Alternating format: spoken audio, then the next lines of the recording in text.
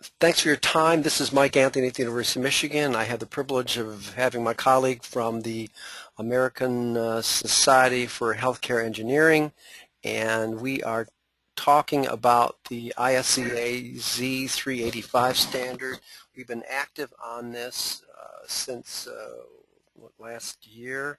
Actually, before that, this was identified by APA as a priority issue for its membership, and more information is available here. Suffice to say, this is documents on a 5-year revision cycle. We made some proposals to roll back requirements to weekly testing to monthly testing.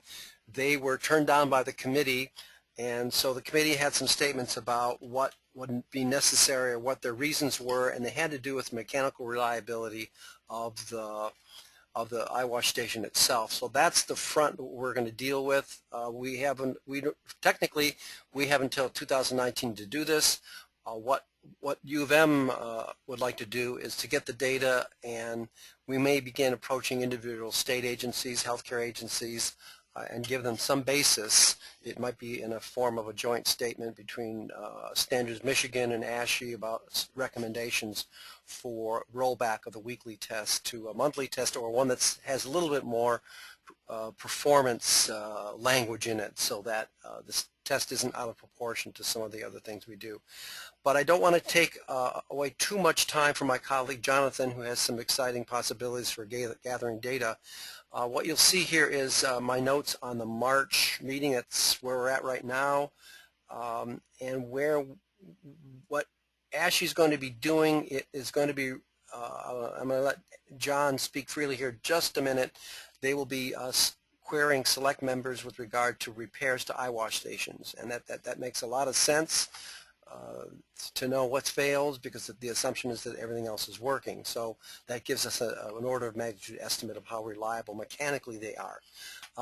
I will approach, or at least University of Michigan is going to approach after Standards Council to finance some of this research, because it was University of Michigan paid $10,000 to do a water quality study, and while that water quality study was acknowledged, the committee said that they're also concerned with mechanical. So it's fair to ask, and that's where I can now turn the mic over to John, who can tell us about his approach up here, and then he and I and U of M are going to try to get some funding for an intern, and this would benefit the entire education facilities industry, not just the hospitals, but also the research areas. So, John, thanks very much for your time. Do you want to talk a little bit about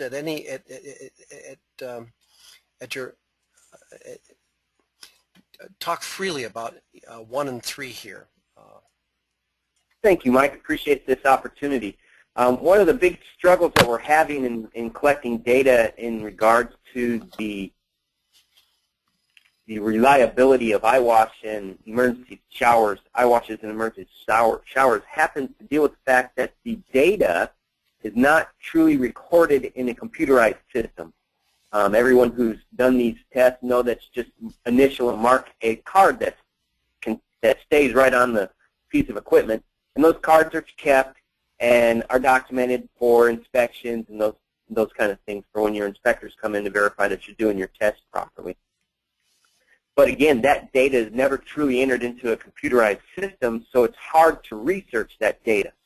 So that's been the struggle that we've had in getting some of our members to be able to produce data over any length of time showing that the eyewashes have been reliable and the emergency showers have been reliable. So one of the ideas that we've discussed and have come up with is that if an eyewash fails its weekly test, then a ticket is issued, a work order is issued to repair the eyewash.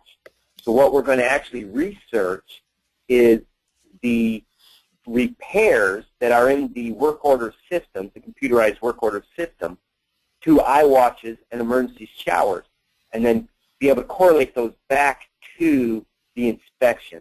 And this will show that the failure rate of these devices.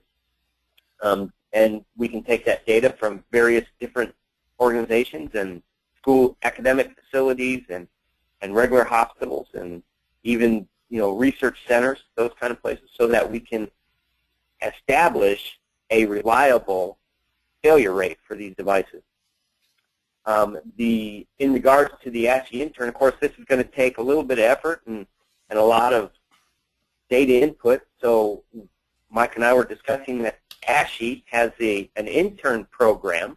The American Society for Healthcare Engineering has an intern program in which we bring in interns that are studying in the field of healthcare engineering or related fields into facilities to help them gain some experience. And these are exactly the type of projects we like to assign the interns, because not only does it get them in a facility, give them opportunity to go in many parts and places of a facility, but it's a very valid and reliable data research that can help improve requirements and codes and standards within hospitals and research facilities.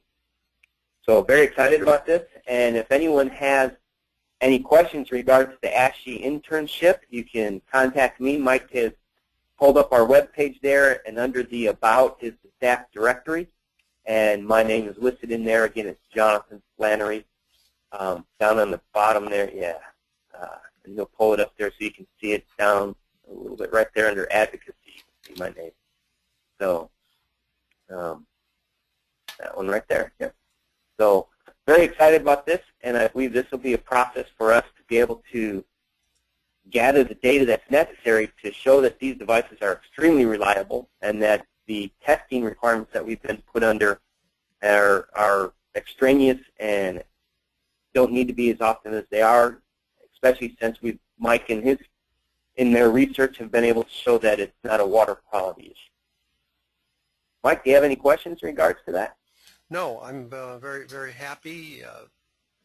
I always like to remind people that in the standards world, there's a lot happening, and any individual issue seems to be moving glacially, and then you get disruptive moments. And this could be helpful. It doesn't mean the committee. We still have to deal with the voting pathologies of the particular committee, but that would just be one national committee if we have a convincing argument and it's safe. Remember, we're just as interested in safety as everybody else, but our conceptions of safety has to cut across many dimensions of safety technologies. Eyewash stations are not the only thing we have to worry about. We've got very horrible diseases out there. We might be thinking about cleaning surfaces differently. So hospitals are not able to conform to all of the prescriptive standards that are out there.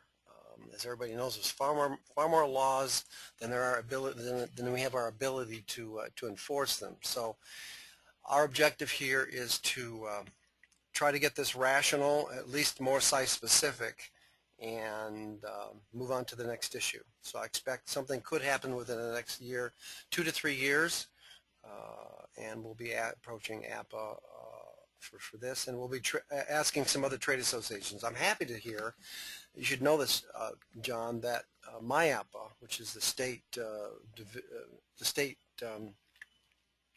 I guess you'd call that affiliate of the national organization, is funding one of my electrical power projects. That's a different teleconference, but they're actually using some of their surplus to provide the data that we need to make our codes and standards rational for our industry. So I think that's kind of it. Anything else? Oh, one other thing here, since this did start out as a eyewash station call, we will be branching out into the entire ISEA suite. They develop a whole range of standards that are used in the industry, so we will try to cooperate with them and get more user owners on their committees and help them do their work as well. So how about that, Jonathan? That's perfect. All right, okay, so I'll stop the recording here and I'll put this on our Twitter site. And we have another meeting on April 22nd.